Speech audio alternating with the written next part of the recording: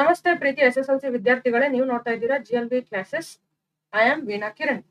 ಇಂದಿನ ಈ ವಿಡಿಯೋದಲ್ಲಿ ನಿಮಗೆ ಪಾರ್ಟ್ಸ್ ಆಫ್ ಸ್ಪೀಚ್ ಅನ್ನುವ SSLC ಗೆ important topic. Out of out score ಮಾಡೋರಿಗೆ ಹೆಚ್ಚು ಕನ್ಫ್ಯೂಷನ್ ಆಗುವಂತದ್ದು, ಪಾಸಿಂಗ್ ಪ್ಯಾಕೇಜ್ ನವರಿಗೆ ಕಂಪಲ್ಸರಿ ಆಗಿ ಬಂದೇ ಬರುವಂತದ್ದು, ಪ್ಲಸ್ ಈಸಿ ಆಗಿರೋದು. ಈ ಪಾರ್ಟ್ಸ್ ಆಫ್ ಸ್ಪೀಚ್ ಒಟ್ಟು 8 ಪಾರ್ಟ್ಸ್ ಆಫ್ ಸ್ಪೀಚ್ ಇದಾವೆ. ಅದರಲ್ಲಿ 3 ತುಂಬಾ ಇಂಪಾರ್ಟೆಂಟ್. ಯಾವ್ದಾವ್ದು ಆ 3 ಅಂದ್ರೆ ನೌನ್, ಅಡ್ಜೆಕ್ಟಿವ್, ಅಡ್ವರ್ಬ್. ಸೊ ಈಗ ಆಲ್ರೆಡಿ ನಾನು ಈ SSLC ಗ್ರಾಮರ್ ಮೇಲೆ 5 ಟಾಪಿಕ್ ಗಳನ್ನ ಮಾಡಿ ಅಪ್ಲೋಡ್ ಮಾಡಿದ್ದೇನೆ ವಿಡಿಯೋಗಳು. 2020 ರಿಂದ 2026 ಎಲ್ಲ annual papers and repeated exam papers and model papers as well as preparatory papers. 2026 ಈಗ ಏನು 7 ನಿಮ್ಗೆ ಪೇಪರ್ಸ್ ಇದಾವೆ.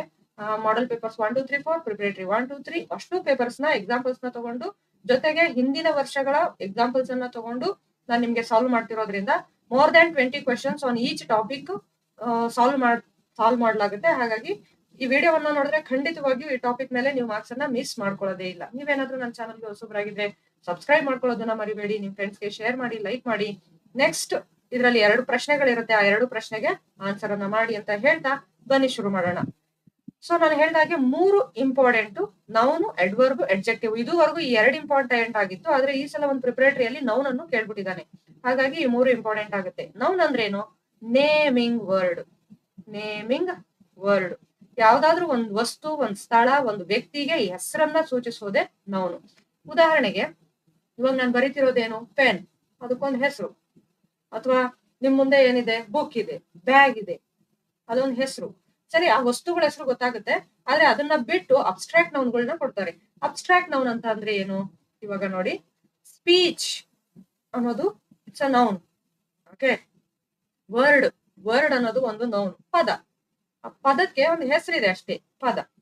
ಓಕೆ. ನೆಕ್ಸ್ಟ್ ಏನಿದೆ? ಹಂಪಿ. ಹಂಪಿ ಅನ್ನೋದು ಒಂದು ನೌನು. ಓಕೆ. ಸಪ್ಲಿಮೆಂಟ್ರಿ ಅನ್ನೋದು ಒಂದು ನೌನು. ಎಕ್ಸಾಮ್ ಅನ್ನೋದು ಒಂದು ನೌನು. ಆ ಪ್ರೋಸೆಸ್ಗೆ ಒಂದು ಪದ ಇದೆ, ದಟ್ ಈಸ್ ಎಕ್ಸಾಮ್. ಸೊ ಇವೆಲ್ಲ ಏನಾಗುತ್ತೆ? ನೌನ್ ಆಗುತ್ತೆ. ಅಡ್ಜೆಕ್ಟಿವ್ ಅಂದ್ರೆ ಏನು? Adjective is a describing word. ಏನದು? Adjective is a describing word. ಏನನ್ನ ಡಿಸ್ಕ್ರೈಬ್ ಮಾಡುತ್ತೆ? ನೌನ್ ಅನ್ನ ಡಿಸ್ಕ್ರೈಬ್ ಮಾಡುತ್ತೆ. ಏನನ್ನ? ನೌನ್ ಅನ್ನ. ಓಕೆ. ಉದಾಹರಣೆಗೆ ಇದು red pen.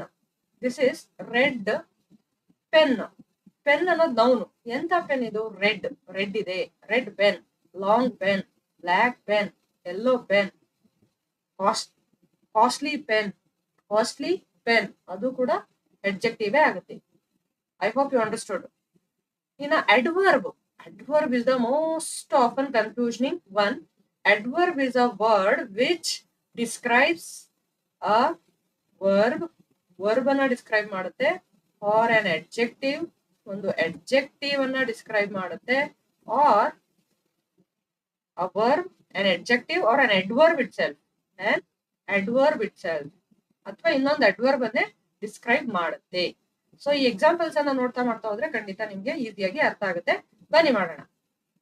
First one, 2020 main exam ಅಲ್ಲಿ ಕೇಳಿರುವಂತಹ ಪ್ರಶ್ನೆ. We should use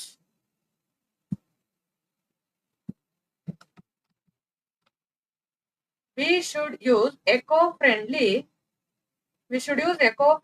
things. ನಾವು ಎಕೋ ಫ್ರೆಂಡ್ಲಿ ಥಿಂಗ್ಸ್ ಅನ್ನ ಬಳಸಬೇಕು. ಥಿಂಗ್ಸ್ ಅನ್ನೋದು ಏನು? ಇಲ್ಲಿ ನೌನ್ ಅಲ್ವಾ? ವಸ್ತುಗಳು ಅಂತ, ಅದೊಂದು ನೇಮಿಂಗ್ ವರ್ಡ್. ಎಂತಹ ಥಿಂಗ್ಸ್ ಅವು? ಇಕೋ ಫ್ರೆಂಡ್ಲಿ, ಪರಿಸರ ಸ್ನೇಹಿ ವಸ್ತುಗಳು. ಎಂತಹ ವಸ್ತುಗಳು? ಪರಿಸರ ಸ್ನೇಹಿ ವಸ್ತುಗಳು. So this is adjective. ಏನಾಗುತ್ತಿದು? ಅಡ್ಜೆಕ್ಟಿವ್ ಆಗುತ್ತೆ. ADJECTIVE, adjective. ನೆಕ್ಸ್ಟ್ 2020 ಸಪ್ಲಿಮೆಂಟರಿ ಅಲ್ಲಿ ಕೇಳಿಲ್ಲ, 22 main exam. Here, the temples at Hampi are magnificent. Magnificent ಅಂದ್ರೆ ತುಂಬಾ ಚೆನ್ನಾಗಿದಾವೆ, ತುಂಬಾ ಆಕರ್ಷಣೀಯವಾಗಿದಾವೆ ಅನ್ನುವಂಥದ್ದು. ಹೇಗಿದಾವೆ ಅಂತ. How they R. ಹೌ ಅನ್ನೋ ವರ್ಡ್ಗೆ ಆನ್ಸರ್ ಸಿಕ್ಕಿದ್ರೆ ಅದು ಅಡ್ಜೆಕ್ಟಿವ್ ಅಂತ. ಓಕೆ. ನಾನು ಆಲ್ರೆಡಿ ಇದ್ರ ಮೇಲೆ ಪಾರ್ಟ್ ಆಫ್ ಸ್ಪೀಚ್ ಮೇಲೆ ವಿಡಿಯೋ ಮಾಡಿ ಹಾಕಿದೀನಿ, ಅದ್ರ ಎಕ್ಸ್ಪ್ಲೈನ್ ಮಾಡಿದೀನಿ. ತೀರಾ ಎಕ್ಸ್ಪ್ಲೈನ್ ಮಾಡಕ್ ಹೋಗೋದಿಲ್ಲ. Little bit I will explain and I will go on. So ಹಂಪಿಯಲ್ಲಿ ಟೆಂಪಲ್ಸ್ ಹೇಗಿದಾವೆ? How they are. They are magnificent. So answer adverb. Adverb ಇದು ಯಾವ್ದನ್ನ ಮಾಡಿಫೈ ಮಾಡ್ತಿದೆ ಅಂತಂದ್ರೆ ಹೇಗಿದಾವೆ at present, how the temples at Hampi are ಅನ್ನೋದನ್ನ ಮಾಡಿಫೈ ಮಾಡಿ ಹೇಳ್ತಿದೆ ಹೇಗಿದಾವೆ ಅಂತ. ದೇ ಆರ್ ಇವು ವಾಟ್ ಟು ಸೇ, ಇಲ್ಲಿ ವರ್ಬ್ ಇಲ್ಲ. ಓಕೆ, ವರ್ಬ್ ಇಲ್ಲ, ಹೆಲ್ಪಿಂಗ್ ವರ್ಬ್ ಇದೆ. ಹೆಲ್ಪಿಂಗ್ ವರ್ಬ್ ಏನನ್ನ ಹೇಳ್ತಿದೆ, ಹೇಗಿದಾವೆ ಮ್ಯಾಗ್ನಿಫಿಸೆಂಟ್ ಆಗಿದಾವೆ ಅನ್ನೋದು. That is adverb. Next 2022 supplementary. Nobody is satisfied with wealth, but everybody is satisfied with wisdom. wisdom ಏನದು? ಆಕ್ಷನ್ ವರ್ಡ ಅಲ್ಲ, ನೇಮಿಂಗ್ ವರ್ಡ. ಹೆಸರನ್ನು ಸೂಚಿಸುವ ಪದನ? ಹೌದು, ನೌನ್. ಹೇಗೆ? ವಿಸ್ಡಮ್, ಇಟ್ಸ್ ಬುದ್ಧಿವಂತಿಕೆ ಅನ್ನೋದು ನೌನ್ ಆಗುತ್ತೆ, ನಾಮಪದ ಆಗುತ್ತೆ ಅಲ್ವಾ? ಇದರಲ್ಲಿ ನೋಡಿ, nobody satisfied with wealth. Wealth ಅನ್ನೋದು noun, but everybody is satisfied with wisdom. Wisdom ಅನ್ನೋದು ನೌನ್ ಆಗುತ್ತೆ. Okay, and next question is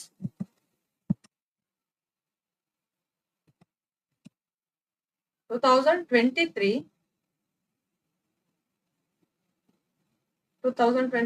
main exam ಅನ್ನ ನೋಡೋಣ ಬನ್ನಿ. This one, the stories are told interestingly. The stories ಕಥೆಗಳು ಏನಾಗುತ್ತದು? ನೌನ್ ಆಗುತ್ತೆ. They are told ಅನ್ನೋದೇನು? Verb. How they are told? How ಹೇಗೆ ಹೇಳಲಾಗ್ತಿದೆ? ಇಂಟ್ರೆಸ್ಟಿಂಗ್ಲಿ, ಆಸಕ್ತಿದಾಯಕವಾಗಿ. ಸೊ ಆನ್ಸರ್ ಇಸ್ ಅಡ್ವರ್ಬ್ ಅಲ್ವಾ? ಹೇಗೆ ಹೇಳಲಾಗ್ತಿದೆ? ವರ್ಬ್ ಅನ್ನ ಮಾಡಿಫೈ ಮಾಡ್ತಿದೆ ಇಲ್ಲಿ. ಹೇಗೆ ಹೇಳಲಾಗ್ತಿದೆ? Interestingly. Next one, 2023 supplementary. Rajappa waters his garden daily. Rajappa noun, ಅದರಲ್ಲೂ ಪ್ರಾಪರ್ ನೌನ್. ವಾಟರ್ಸ್ ನೀರನ್ನ ಎರೆಯುತ್ತಾರೆ, ನೀರ್ ಹಾಕ್ತಾರೆ ಅನ್ನೋದು ವರ್ಬ್. ಹಿಸ್ ಗಾರ್ಡನ್ ಅವನ ಗಾರ್ಡನ್ ಅನ್ನೋದು ನೌನು. ಡೈಲಿ ಅಂದ್ರೆ ಪ್ರತಿದಿನ. ರಾಜಪ್ಪ ಅವ್ರ ಗಾರ್ಡನ್ಗೆ ನೀರನ್ನ ಹೇಗೆ ಹಾಕ್ತಾರೆ? ಹೌ ಫ್ರೀಕ್ವೆಂಟ್ ಅಂತ. ಇದು ಅಡ್ವರ್ಬ್ ಆಫ್ ಫ್ರೀಕ್ವೆನ್ಸಿ ಅಂತ ಬರುತ್ತೆ. Okay, adverb off frequency, adverb of manner, adverb of time, adverb of place, adverb off frequency ಅಂತ ಬರುತ್ತೆ. ಸೊ ಅದು ಆಗುತ್ತೆ ಟೈಪ್ ಅಲ್ಲಿ. ಡೈಲಿ ಆಗ್ತಾರೆ ಅನ್ನೋದೇನಾಗುತ್ತೆ? ಅಡ್ವರ್ಬ್ ಆಗುತ್ತೆ. Correct answer adverb. I hope you understood. Rajappa waters, Rajappa ನೀರ್ ಹಾಕ್ತಾರೆ ಗಾರ್ಡನ್ಗೆ. ಹೇಗ್ ಹಾಕ್ತಾರೆ? ಡೈಲಿ ಹಾಕ್ತಾರೆ, ಪ್ರತಿದಿನ. How he waters? Daily waters. So that is adverb. ಇಲ್ಲಿ ಈ ವರ್ಬ್ ಅನ್ನ ಮಾಡಿಫೈ ಮಾಡ್ತಿದೆ. ಅವರು ನೀರ್ ಹಾಕ್ತಾರೆ ಹೇಗೆ? ಡೈಲಿ. ನೆಕ್ಸ್ಟ್ 2024 ಎಕ್ಸಾಮ್ 1 ಅಲ್ಲಿ ಕೇಳಿರುವಂತಹ ಪ್ರಶ್ನೆ, ಮೇಘನಾ is a kind hearted person. ಮೇಘನಾ ಅನ್ನೋದು ಪ್ರಾಪರ್ ನೌನು.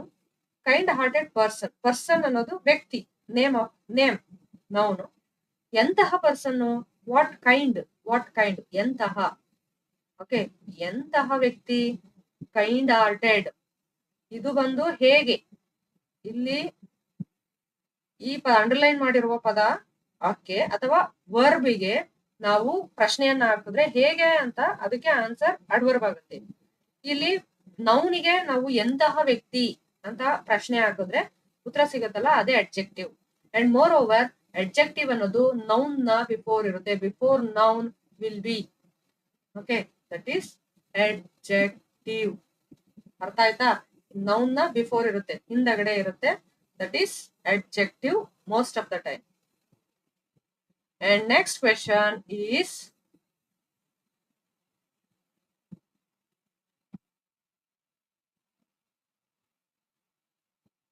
2024 exam 2.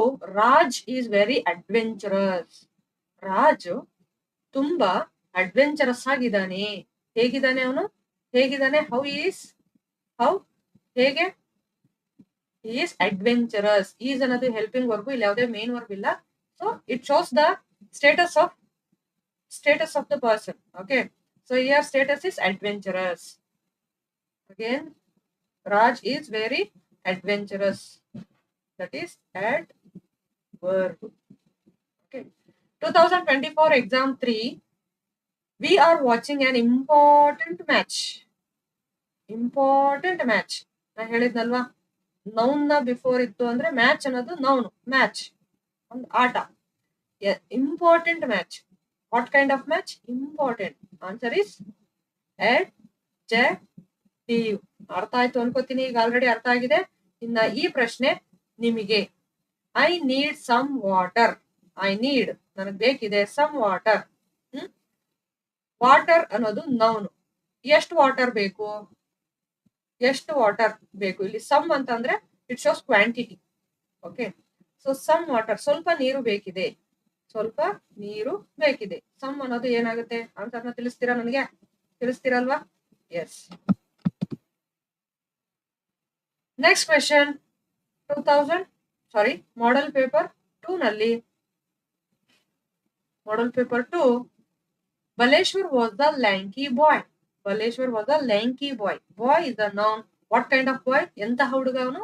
ಲ್ಯಾಂಕಿ. ಸೊ ಇದಕ್ಕೆ ಏನ್ ಆನ್ಸರು ಹೇಳ್ಬಹುದಾ? ಎಸ್ ಎಸ್, ಕಮೆಂಟ್ ಮಾಡಿ, ಈಗಲೇ ಕಮೆಂಟ್ ಮಾಡಿ ನೋಡೋಣ, ಯಾರ್ಯಾರು ಕಮೆಂಟ್ ಮಾಡ್ತೀರಾ ಅಂತ ನೋಡೋಣ, ಕಮೆಂಟ್ ಮಾಡಿ. Okay, adjective. ಎಸ್, ನಿಮ್ಮ ಉತ್ತರ ಸರಿ ಇದೆಯಾ? Okay, next 2025 exam 1. Workers lifted the heavy goods quickly. Workers lift ಮಾಡಿದ್ರು, ಅದನ್ನ ಮೇಲೆ ಎತ್ತಿದ್ರು, ಹೆವಿ ಗೂಡ್ಸ್ ಅನ್ನ ಕ್ವಿಕ್ ಆಗಿ. ಸೊ ಇದು ಯಾವುದು? ಕಮೆಂಟ್ ಮಾಡ್ಬೋದಾ ನಿಮ್ಮ ಆನ್ಸರ್ ಅನ್ನ? ಎಸ್, ಕಮೆಂಟ್ ಮಾಡಿ. ಓಕೆ, ಲಿಫ್ಟ್ ಮಾಡಿದ್ರು ಗೂಡ್ಸ್ ಅನ್ನ, ಹೇಗೆ ಲಿಫ್ಟ್ ಮಾಡಿದ್ರು? How they lifted?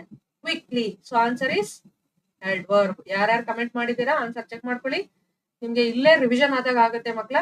ಸೊ ನಿಮ್ಮ ಆನ್ಸರ್ ಅನ್ನ ಕಮೆಂಟ್ ಮಾಡಿ, ಆನ್ಸರ್ ಅನ್ನ ಚೆಕ್ ಮಾಡ್ಕೊಳ್ಳಿ, you will do better.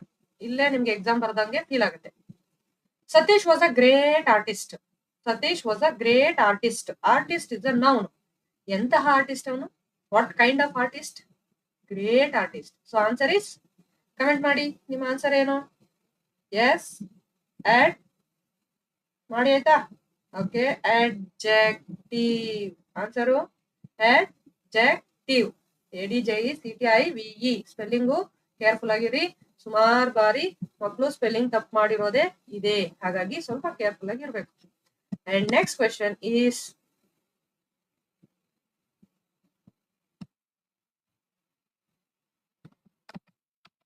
next question, exam 3 2025. It was a golden opportunity.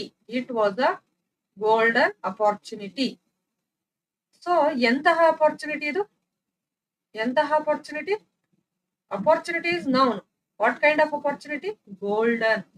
So golden ಅನ್ನೋದು ಏನಾಗ್ಬೇಕು ಇಲ್ಲಿ? ಇಟ್ ಈಸ್, ಕಮೆಂಟ್ ಮಾಡಿ ನಿಮ್ಮ ಆನ್ಸರ್ ಅನ್ನ.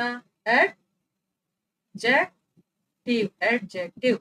ನೆಕ್ಸ್ಟ್ ಕ್ವೆಶನ್, 2025-26 ಈ ವರ್ಷದ ಮಾಡೆಲ್ ಪೇಪರ್ 1 ನ ಪ್ರಶ್ನೆ. Ravi won 2 gold medals this year. ಇಲ್ಲಿ ನೋಡಿ, ನಮ್ಗೆಲ್ಲ ಲಾಸ್ಟ್ ಅಲ್ಲೇ ಸಿಗ್ತಾ ಇತ್ತು. ಲಾಸ್ಟ್ ಬಟ್ ಒನ್ ಬಿಫೋರ್ ಇದಕ್ಕಿದ್ರೆ ಇದನ್ನ ಅಡ್ಜೆಕ್ಟಿವ್ ಅಂತ ಮಾಡ್ಬಿಡ್ತಿದ್ವಿ. ಆಲ್ಮೋಸ್ಟ್ ಲಾಸ್ಟ್ ವರ್ಡ್ ಇದ್ರೆ ಅಡ್ವರ್ಬ್ ಅಂತ ಮಾಡ್ತಿದ್ವಿ. ಇಲ್ಲಿ ನೋಡಿ ಟ್ವಿಸ್ಟ್ ಮಾಡಿದ್ದಾನೆ. ರವಿ ಗೆದ್ದನು 2 ಗೋಲ್ಡ್ ಮೆಡಲ್ಸ್. ಎಷ್ಟು ಗೋಲ್ಡ್ ಮೆಡಲ್ಸ್? ಈ ತರದ ಎಕ್ಸಾಂಪಲ್ ಇದುವರೆಗೂ ಕೇಳಿರ್ಲಿಲ್ಲ. ಸೇಮ್ ಏನು ಅಡ್ಜೆಕ್ಟಿವ್ ಹೇಳ್ತೀವಿ. ಇವಾಗ ನಾನು ಅವಾಗ್ಲೇ ಹೇಳ್ದೆ ರೆಡ್ ಪೆನ್ ಅಂತ. ರೆಡ್ ಪೆನ್, ರೆಡ್ ಅನ್ನೋದು ಅಡ್ಜೆಕ್ಟಿವ್. 5 ಪೆನ್, 5 ಅನ್ನೋದು adjective. Okay, and few pen, few pens, few ಅನ್ನೋದು adjective. More pens, more pens, more ಅನ್ನೋದು ಅಡ್ಜೆಕ್ಟಿವ್. ಸೊ 5 ಪೆನ್, 5 ಅನ್ನೋದು adjective. Same way 2 gold medals. 2 ಅನ್ನೋದೇನಿಲ್ಲಿ ಗೋಲ್ಡ್ ಮೆಡಲ್ಸ್ ಅನ್ನೋದು ನಾವು 2 ಅನ್ನೋದು ಏನಾಗುತ್ತೆ? adjective. Adjective is the answer. 2025-26 model paper 2. She buys a costly ornament. ಇದಕ್ಕೆ ಮುಂಚೆ ಆಲ್ರೆಡಿ ಇದೇ ತರದ ಒಂದು ಪ್ರಶ್ನೆ ನೋಡಿದ್ವಿ. ಅವಳು ಕೊಂಡ್ಕೊಂಡ್ಲು ಕಾಸ್ಟ್ಲಿ ಆದಂತಹ ಆರ್ನಮೆಂಟ್ ಅನ್ನ. Ornament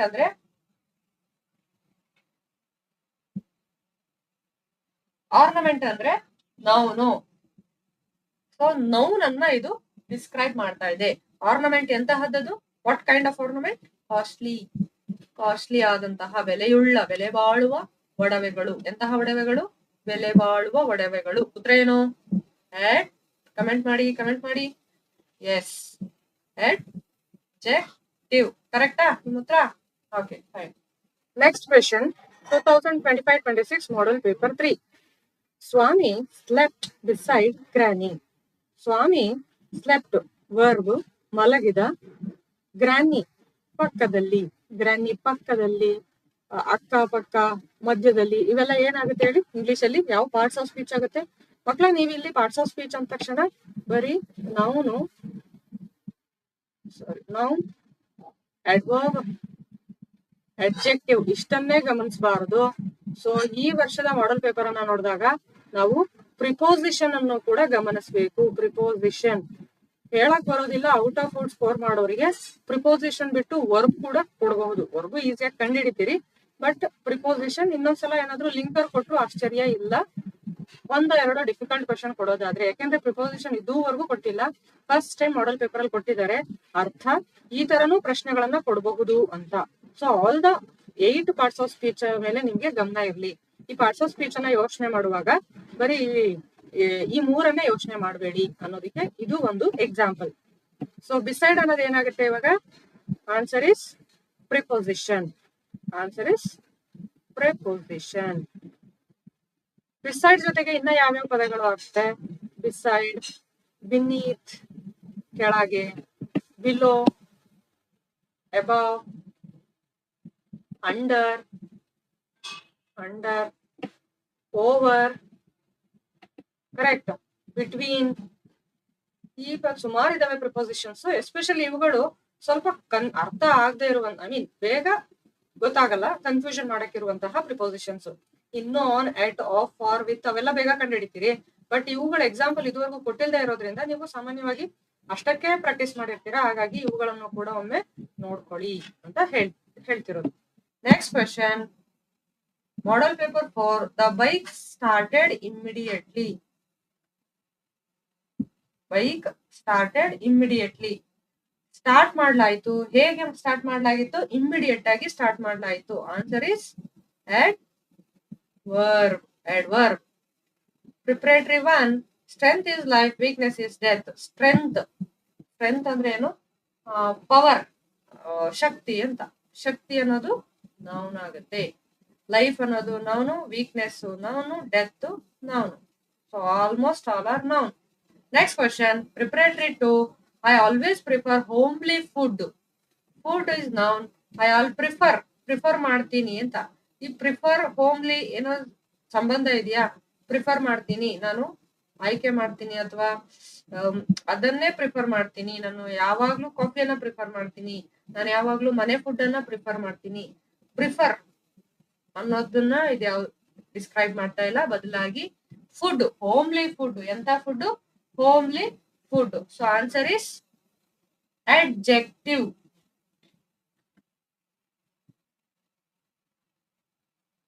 adjective. ಸೊ ಇದಕ್ಕೆ ಕಮೆಂಟ್ ಮಾಡ್ತೀರಾ ನಿಮ್ಮ ಆನ್ಸರ್ ಅನ್ನ? ಎಸ್. ಲಾಸ್ಟ್ ಒನ್, ಪ್ರಿಪರೇಟರಿ 3ಗೆ it is a costly ornament. Repeat ಆಗಿದೆ, ಇದನ್ನ ಖಂಡಿತ ಮಾಡ್ಬೋದು.